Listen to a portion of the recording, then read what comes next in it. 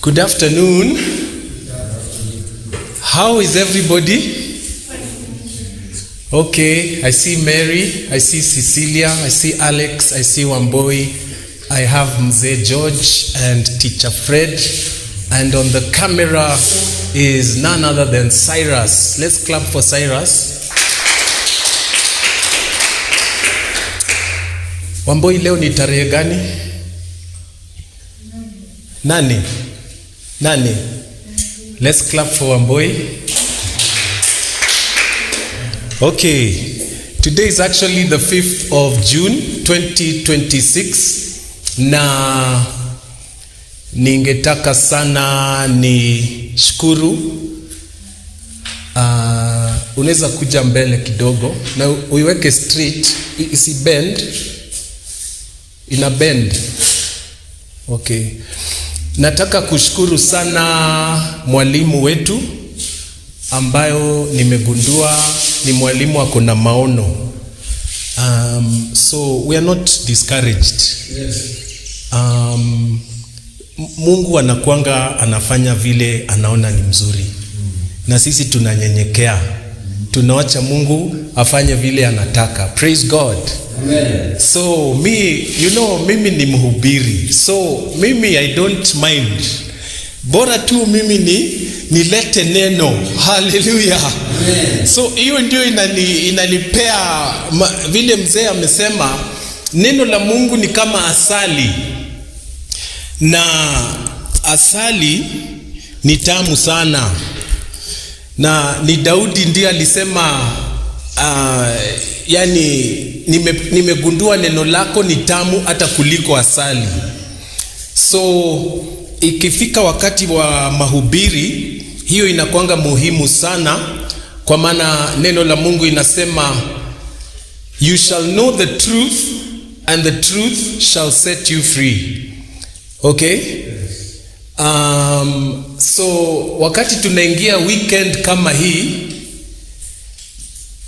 ni vizuri neno la Mungu ituingie, ndio yale yote yatatendeka hii weekend kwetu iwe ya baraka, isiwe ikawa kwingine ama maneno mengine, because hatujuangi yale yanaweza tokea. Lakini tukijificha kwa neno la Mungu na kwa ushirika ya watu wa Mungu, anatulinda, anatufunika.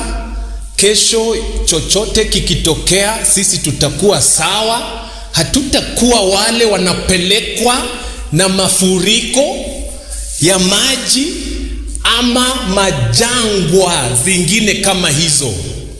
Nimejificha kwenye mwamba, mwamba usiotingisika. Nimejificha kwenye mwamba, mwamba usiotingisika. Msalaba ndiyo nguzo yangu, msalaba ndiyo ngao yangu. You can be a bit creative. You can change angles. You can even move on that side, this side. You don't have to stand like a statue. But praise God. Okay. So vile mzee amesema, nashukuru nyinyi wachache ambao mko hapa, na naomba Mungu awabariki pamoja na ticha wetu ambao tuko hapa. So bila kupoteza wakati, nataka kuingia kwa neno la leo. Ambia jirani yako, get ready to be blessed. Alex, ambia Wambo, get ready Wambo to be blessed.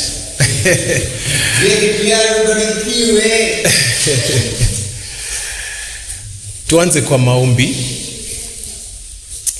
Baba, katika jina la Yesu, ni furaha kusimama hapa Karai Vocational Training Center, tukileta neno lako, ambayo neno lako inabadilisha maisha ya watu.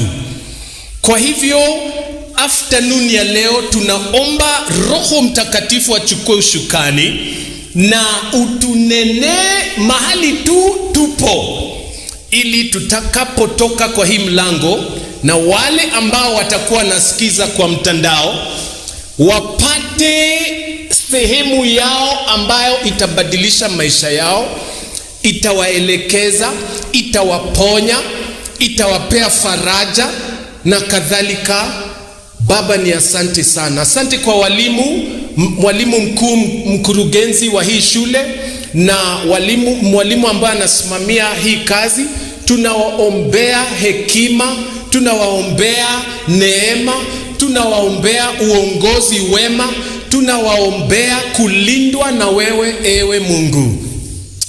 Kwa hivyo sasa, Roho Mtakatifu, endelea kunena nasi kupitia neno lako. Ni katika jina la Yesu tumeomba, amen. Tupigie Yesu makofi mazuri. Hallelujah. Oh, praise God. Nataka kuleta ujumbe ambayo kichwa cha ujumbe ni nisizame. Nisizame. Okay?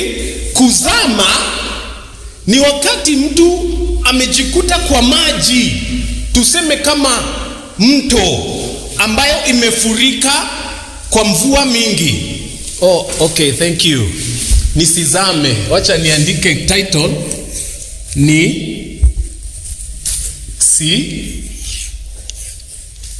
zame.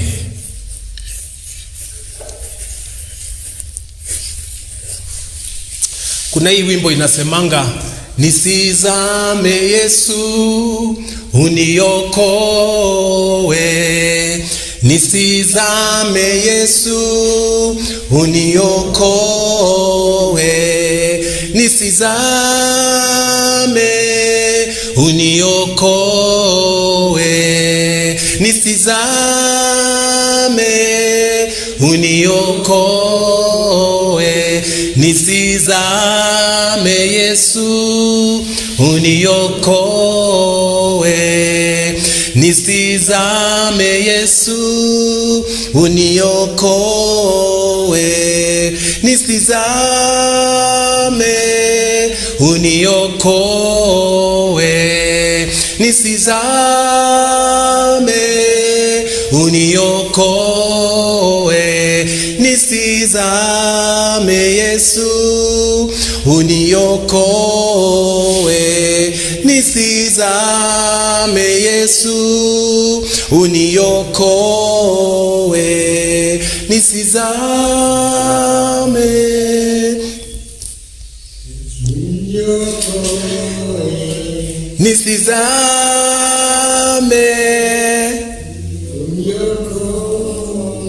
Mary, usizame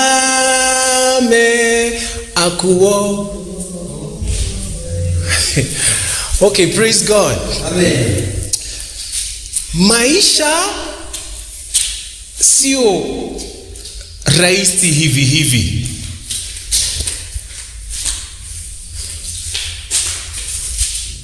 Mtoto akizaliwa anatunzwa na wazazi wake, anabebwa hata kutoka hospitali, hana haja ya kutembea.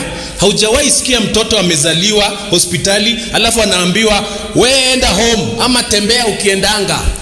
Hakuna mtoi anaambiwa hivyo. Wakati maisha inaanza tu vizuri. Mtoto anabebwa, kwanza wanapiga picha, ndio huyu mume na mke wana smile na mtoi firstborn, hallelujah, amezaliwa. Anabebwa, analishwa, ametengenezewa kitanda, hata sikia baridi. Yani hakuna kitu wazazi wataruhusu ifanyike vibaya kwa huyo mtoto. maisha inaanzanga vizuri, lakini wakati maisha inaendelea, kunaanza kukuja na mashida. Biblia inasema katika kitabu cha Ayubu, mwanadamu ambaye amezaliwa na mwanamke ni wa siku chache na ni wa shida mingi. Akianza kutembea anakuta ameanguka, amegwaruza inaitwaje, magoti na analia. Anagundua ya kwamba hii ulimwengu kumbe sio tu haiendi tu smooth ama tambarare.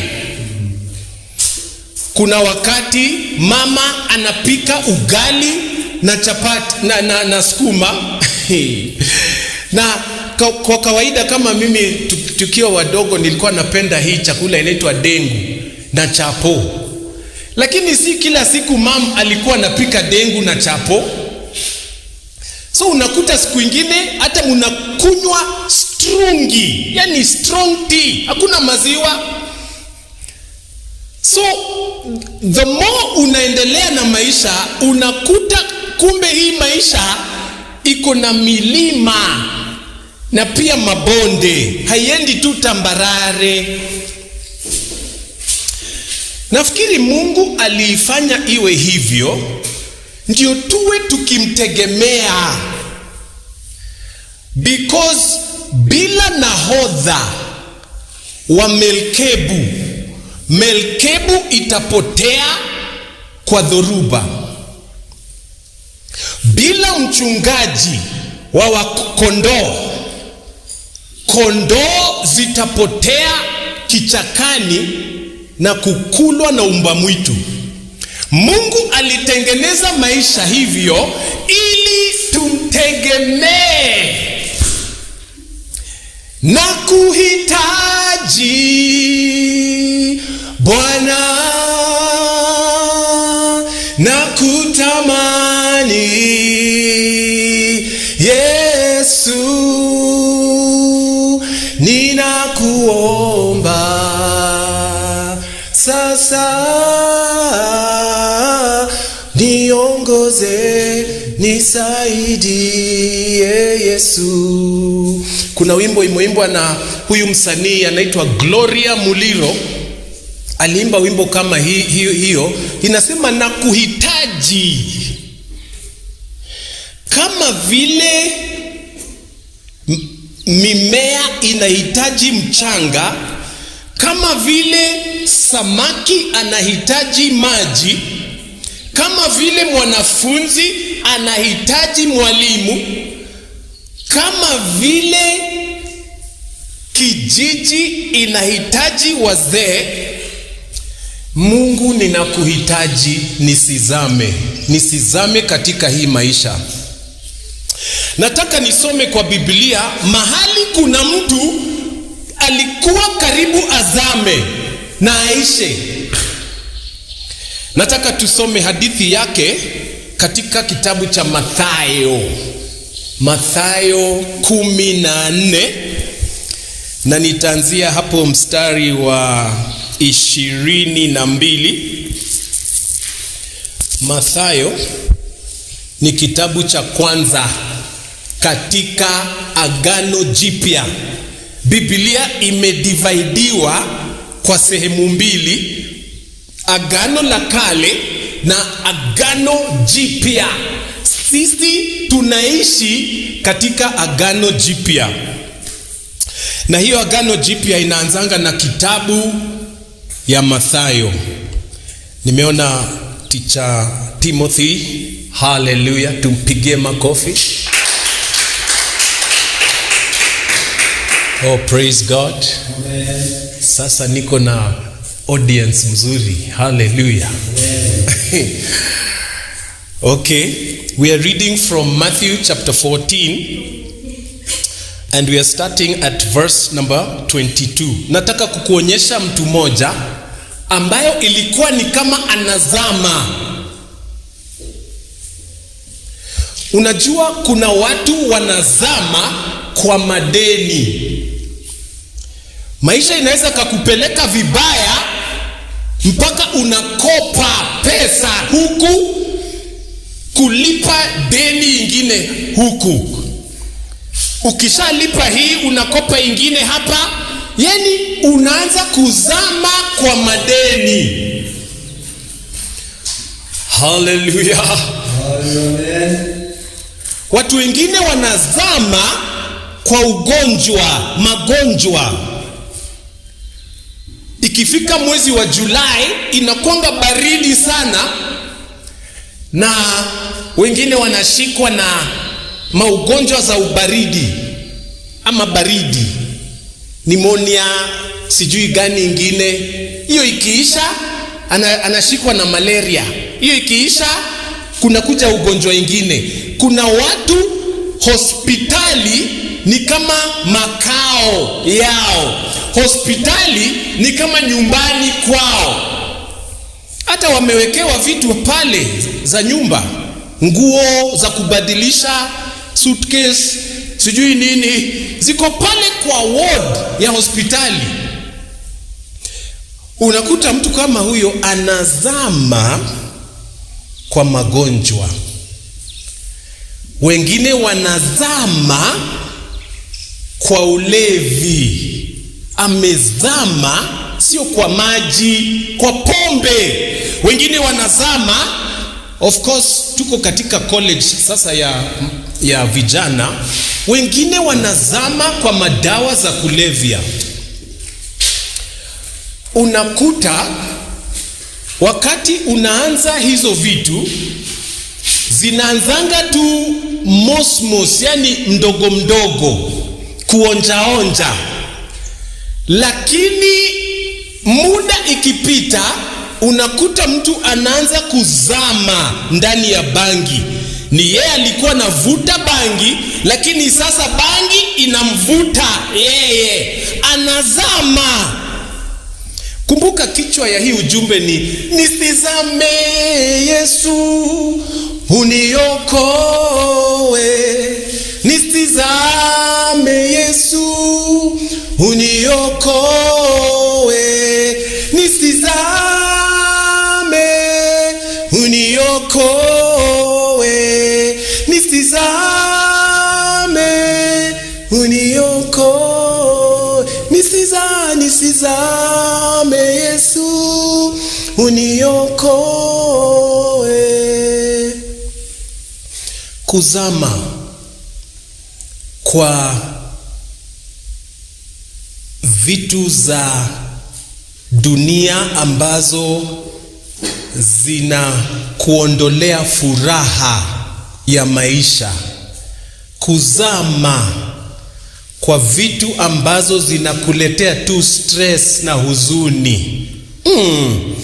Yesu alisema nilikuja ili wawe na maisha, na maisha teletele ya furaha.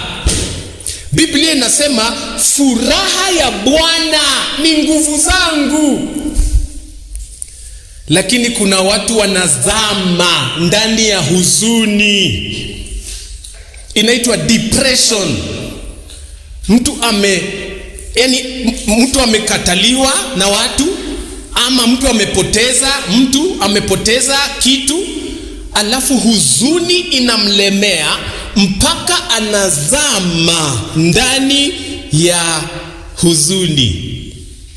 Lakini nimekuja na habari njema ya kwamba kunaye Mwokozi ambaye anaokoa watu kabla wazame. Basi tusome Matthew chapter 14 verse 22. Mara Yesu akawaamuru wanafunzi wake. Yesu aliamuru wanafunzi wake wapande mashua, yani melkebu, kwa kizungu boat. Yesu aliamuru wanafunzi wake, pandeni kwa hii mashua. By the way, alikuwa amelisha watu 5,000 na mkate 5 na samaki 2. kulikuwa na umati mingi, na hao wanafunzi walikuwa very busy, kwa maana ni hao walikuwa kama waiters wa kuserve wale ambao walikuwa na njaa. Yesu akimultiply mkate anapatia Peter anaenda kwa kikundi ya watu anawalisha. Yesu akimultiply samaki anapatia Andrew anaenda kwa sehemu nyingine ya watu anawalisha. Walichoka, walikuwa very busy. Nataka kukuambia Yesu ako na kazi ambaye anataka umfanyie. So ilipofika jioni, kila mtu amekula na wameshiba.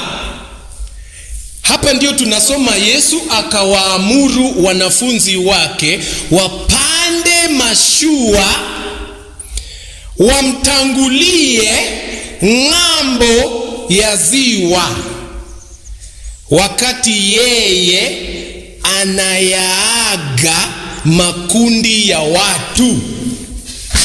So kumbuka, hii mahali inaitwa Galilaya, yani kuna ziwa ya maji, na hapa kando amelisha watu 5,000. Ikafika jioni, so akaambia wanafunzi, sasa nyinyi pandeni katika hii mashua, muvuke bahari, munitangulie mimi kwanza ni waage hawa watu. Bye bye, mumebarikiwa, ndio mumeshiba. Yesu. Kwa maana Yesu ni mtu wa kukutana na mahitaji zako. Ukimlilia anakuanga na huruma. Hallelujah. He has compassion. Yeye sio kama mtu anakwambia hiyo ni shida yako, ni wewe ulijiingiza. Yesu anakuanga na huruma. Kipofu anakuja anamlilia, anakuwa na huruma. Mtu ambaye ako na ugonjwa wa ukoma, ati Yesu, kama unataka uniponye. Yesu akamwambia, ninataka, pona. Hallelujah. I feel like I'm in church right now. Can we clap for Jesus? Hey. Oh, rakashata. Okay. So, now I've forgotten where I was. Amen. Yesu ni wa huruma. Akawaambia, okay, basi tuseme neema. Kama mumeshiba, mumepata chakula, mumepata neno, tuseme neema, kila mtu aende home. The grace of our Lord Jesus Christ, the love of God, and the fellowship of the Holy Spirit be with all of us now and forevermore. Kila mtu akaenda home. Wanafunzi wakaingia kwa mashua, wanaanza kuvuka bahari. Yesu akapanda mlima. Inasema verse 23. Baada ya kuwaaga watu, Yesu alipanda mlima peke yake. Kuna wakati maisha inakusukuma kwa kona, unakuwa peke yako. Hapo hata yule ambaye unampenda na anakupenda hawezi kuwa na wewe hapo. Hapo hata mzazi ambayo kila wakati anakuokoa hako na yeye hako na wewe katika hiyo shida. Alikuwa peke yake. Labda uko peke yako, lakini nataka kukuambia tena habari njema. Hauko peke yako. Mungu yupo. Oh, hallelujah. Kweli Mungu yupo. Kweli Mungu yupo. Kweli Mungu yupo, anafanya kazi yake. Kweli Mungu yupo. Kweli Mungu yupo. Kweli Mungu yupo, anafanya kazi yake. Ukijikuta uko peke yako, ujue hauko peke yako. Ni kama kwa mtihani, kwa maana hapa tuko college. Kila mwanafunzi haendangi mtihani na best friend yake. Hakuna mwanafunzi anaruhusiwa kwenda mtihani na baba yake ama mzazi wake ama msaidizi. Unakuanga peke yako, wewe na kuna mtihani. Lakini nataka nikwambie wewe student, hauko peke yako. Kunaye Mungu anatupenda. Haleluya. Kunaye Mungu alisema hata kama maisha iko na milima na mabonde, wewe unitegemee na hautazama. Sema sitazama. Sisi ambayo tuko hapa hatutazama. Sema sitazama. As for me and my house, we will serve the Lord. Mimi sitazama. Mungu ni wa neema, Mungu ni wa rehema, mimi sitazama. Yesu akiwa peke yake akapanda mlima kuomba. Wakati uko peke yako, kitu ambayo inaweza kukusaidia sana ni maombi. Wakati unajikuta uko peke yako, kitu ambayo itakusaidia maishani ni uombe. Maombi yangu yafike kwako, moyo uliobondeka hutadharau. Ni kiu yangu na haja yangu, nifanane nawe, nifanane nawe. Verse number 24. So Yesu amepanda kuomba na ilikuwa jioni, yeye alikuwa huko peke yake. Verse 24. Na wakati huo hile mashua ilikwisha fika karibu katikati ya ziwa. Kumbuka, wanafunzi wametii Yesu. Hawakuwa wanafunzi ambao hawatii walimu ama mwalimu wao.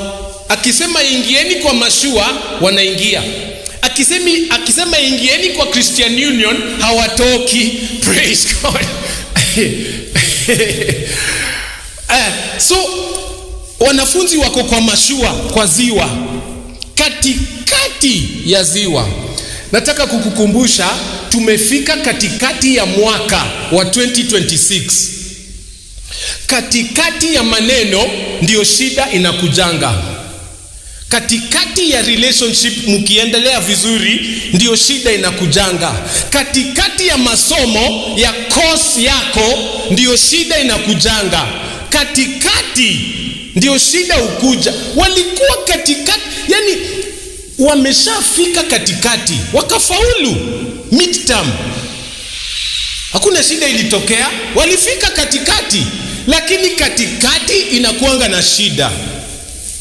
But ninakumbuka mahali Yesu alisema katika Mathayo 18, mahali wawili ama watatu wamekusanyika kwa jina langu, niko hapo katikati yao.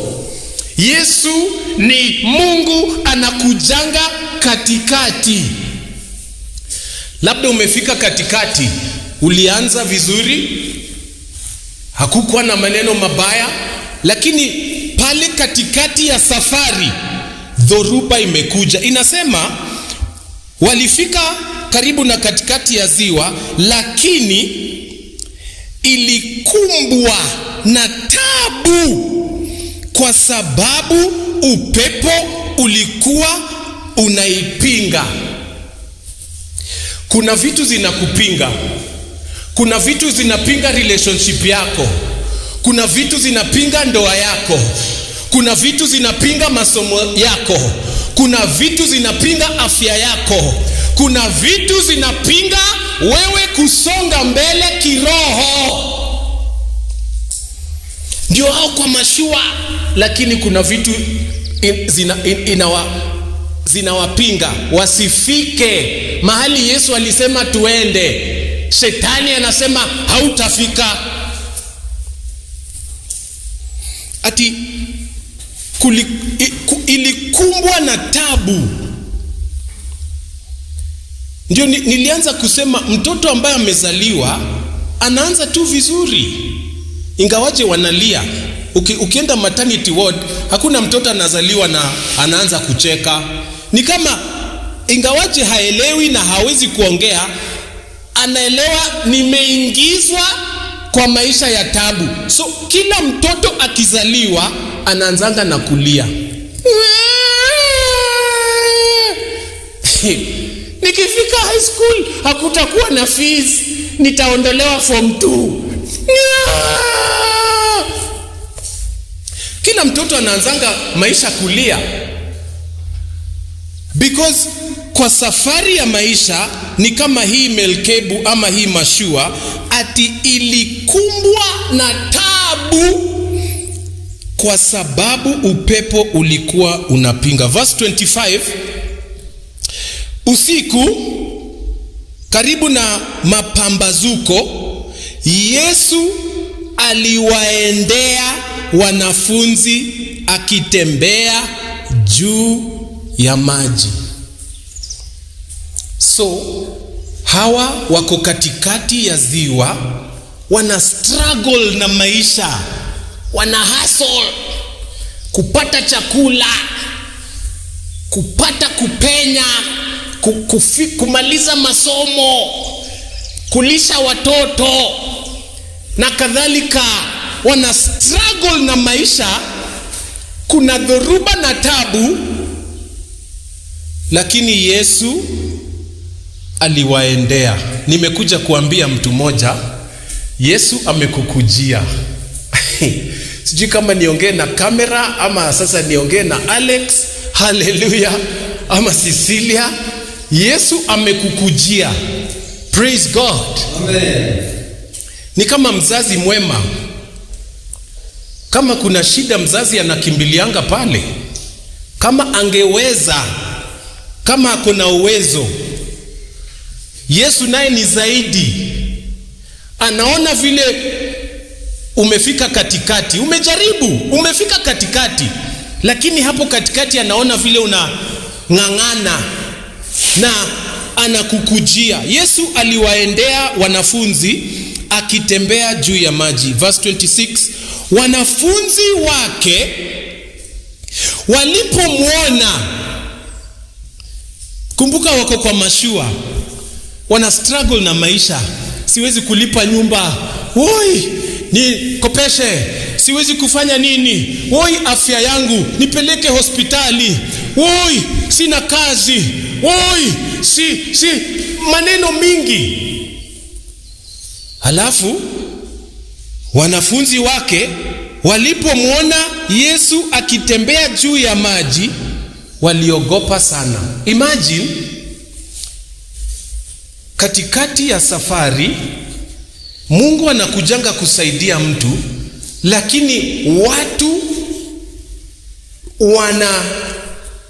wanaondokea. Kwa maana kitu ambao unaogopa mtu huondokea. Ukiona umbwa na unaiogopa, unaiondokea. Ukiona mnyama mbaya, unaiondokea.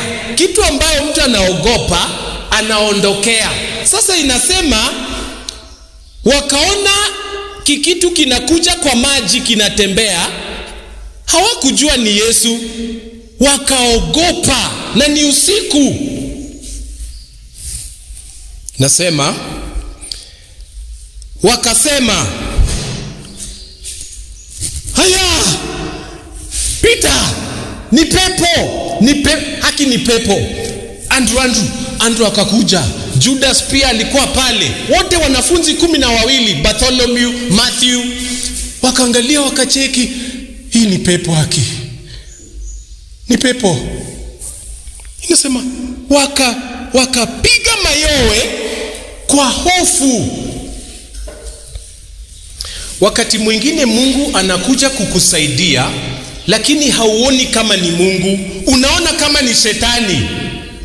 Ni Mungu anakuja kukusaidia, lakini kwa maana haujamzoea ama haumjui vizuri ama hali yako inakufanya kipofu, unakuta ya kwamba wanaogopa na wanaona hii ni shetani. Haleluya. Is it 3:30?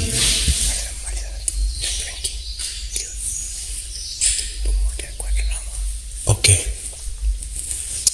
Praise God. Mara Yesu akasema na wao ati tulia. Sio shetani, tulia, si shetani. Mara mingi tunakuanga haraka kusema ni shetani alinifanya nikafanya hivi, ama ni shetani kwa nchi yetu, ni shetani. Lakini Yesu akasema tulieni, ni mimi, msiogope. Verse 28, Peter akamwambia Yesu, wakati amesikia ati msiogope, si shetani, ni mimi. Na Peter alikuwa anajua sauti ya Yesu, lakini hakuwa na uhakika sana. Akasema, Bwana, kama ni wewe kweli, sometimes tunahitaji confirmation, cause umesikia Mungu akikuongelesha lakini hauko sure kabisa. Peter alisikia Mungu akimwongelesha lakini hakuwa sure, hakuwa na uhakika. Akasema, Bwana, kama ni wewe kweli, uniamuru nitembee juu ya maji. Uniamuru niondokee katika hii mashua ambayo tunang'ang'ana na maisha na dhoruba. Akasikia Mungu akimwambia, verse 29, haya, njoo. Amen. Njoo. Praise God. Hallelujah. Amen. Oh, are you oh. Basi tufanye hivyo. We ni Peter. Akasikia sauti. Yeye alikuwa nafikiri labda Mungu atamwambia hapana, kaa hapo kwa nini? We kaa tu hapo. Mungu alisema unataka kujua ni mimi, njoo. Peter ndio huyo akatoka kwa mashua. Sasa inasema, basi Petro akashuka kutoka ile mashua akatembea juu ya maji. Peter anatembea juu ya maji. Peter anatembea juu ya ile kitu ilikuwa inataka azame. Lakini kwa neno la Mungu unaweza kutembea juu ya maji. Kwa kusikia sauti ya Roho Mtakatifu unaweza kutembea juu ya hiyo shida yako, juu ya huzuni. Wakati amesikia neno, imemuingia, ikamfanyisha awe na imani, ikamfanyisha awe na ujasiri, akatoka kwa mashua, akaanza kutembea juu ya maji. Oh God, help me today. Verse 30, lakini alipouona ule upepo, sasa ametoa macho kwa Yesu, anaanza kuangalia upepo na dhoruba na maji na mawimbi na nini, upande huu. Fanya hivyo ukiangalia. Usiniangalie sasa, umetoa macho kwa Yesu. Umeondolea macho kwa neno la Mungu. Umeondoa macho kwa kanisa. Umeondoa macho kwa ushirika. Umejiondoa. Sasa unaangalia siasa. Unaangalia bei ya mafuta. Unaangalia economy ya nchi. Unaangalia zile vitu zinakuzingira kwa hali yako.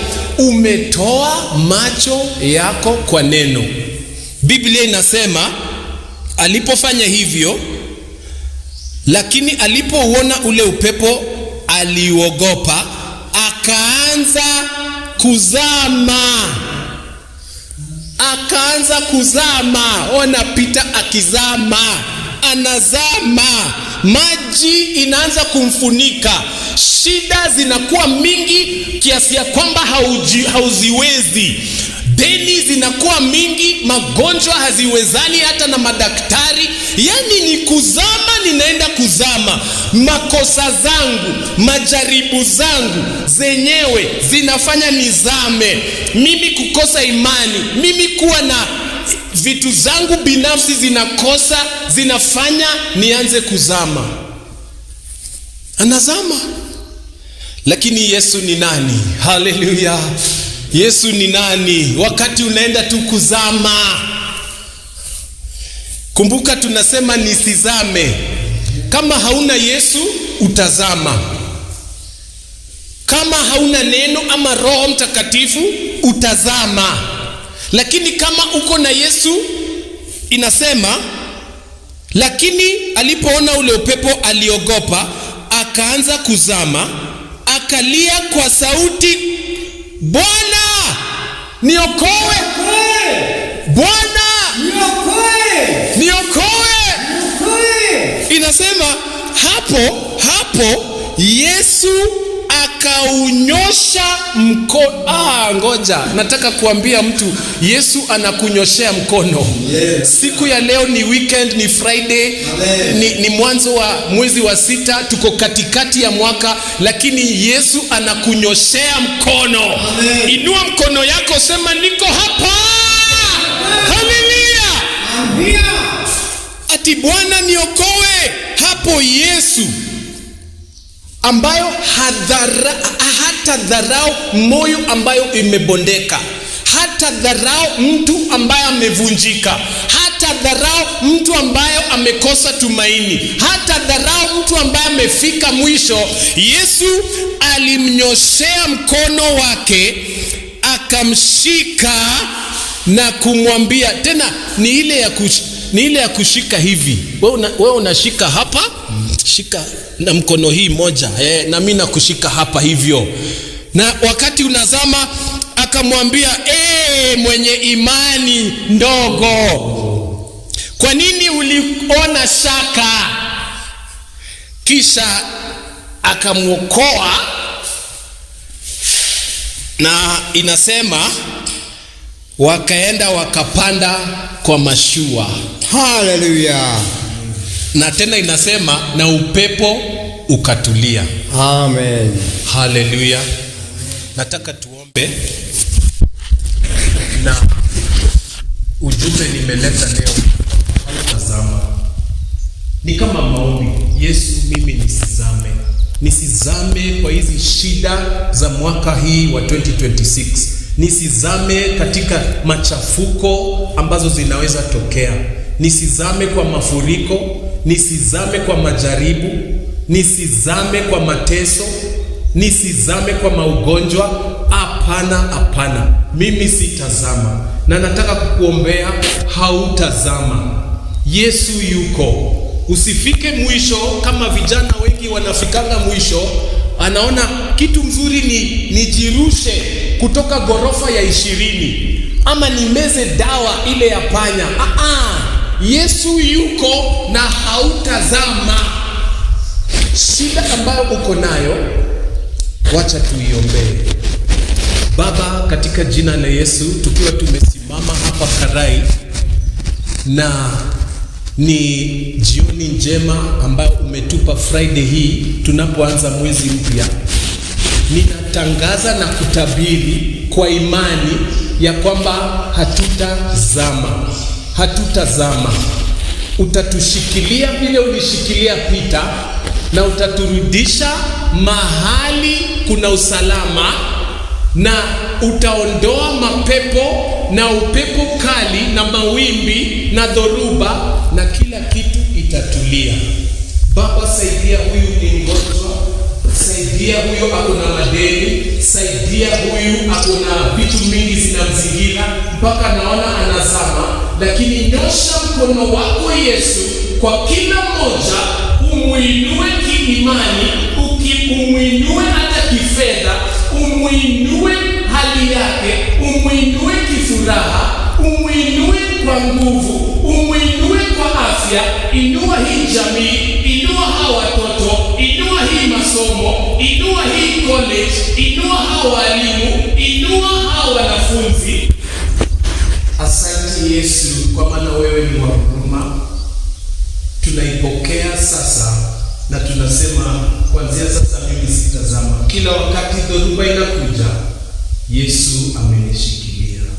Asante Baba. Kama hujaokoka, ujue kama hauna Yesu, wewe utazama kwa ziwa la moto. Kuna ziwa ingine imewekwa mwisho wa dunia. Mtu akikufa bila Yesu anaenda kuzama katika ziwa la moto milele na milele. So upokee Yesu, useme Bwana Yesu, mimi sitaki nizame hata milele. Ingia ndani ya maisha yangu, niokoe na unisaidie katika safari ya kwenda mbinguni. In Jesus' name we pray. And somebody say a bigger amen. Amen. Amen. Amen. Asante sana, Mungu awabariki. Tuko hapa na ndugu yangu George Mwaura. Mimi naitwa Rick Gold na tunawakilisha kanisa letu la Huduma Christian Revival Church, tukiongozwa na Reverend Monica Karanja na mchungaji Pastor Bernard Kihara, na tunashukuru sana kwa hii nafasi ambayo shule imetupea pamoja na teacher Fred na viongozi wengine.